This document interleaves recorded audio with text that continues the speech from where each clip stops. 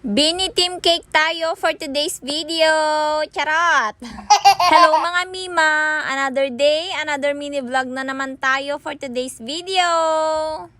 So itong cake na to ay napaaga yung pagpapabook sa akin. Nag-inquire siya sa akin ng August, and then yung cake naman is for September. And then September 3 supposedly, and then namove siya ng September 8 kasi weekend and walang pasok, kaya may time silang mag-celebrate sa beach. Ganon, charot. So itong customer ko na to ay almost every year siya na nag-order sa akin ng cake, and napaka-consistent niya pagdating sa pag-order sa akin ng cake. Charot!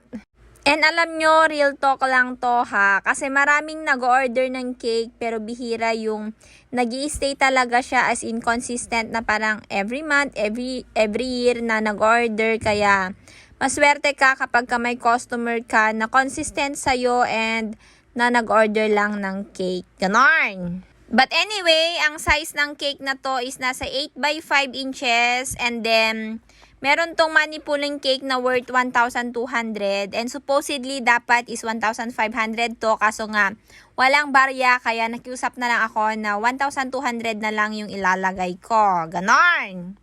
And then tong cake na to is worth 1,100 kasi medyo mahirap siya kasi parang 4 color yung combination nito. Meron siyang peach color, yellow, tapos yung base niya na pink, and then meron din siyang kulay blue. Ganon.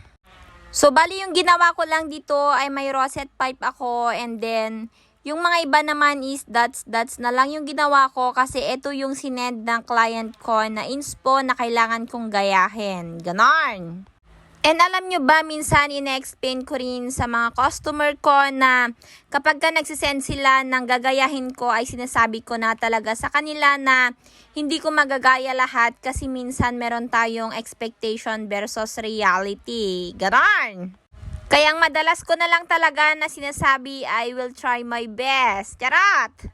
Anyway, back to cake na tayo. So, ang ginawa ko lang dito is nag-download lang ako kay Uncle Google ng mga topper niya. And then, etong mga Bini members ay dinownload ko rin sa Google. And then, print ko siya. Tapos, ginunting to ni Janela. Charot! So, ang pinaka-final touching na nito is naglalagay na ako ng dragis na gold kasi maganda siya na tignan kasi light lang yung color ng cake. Ganon. So, ito na yung kanyang final outlook.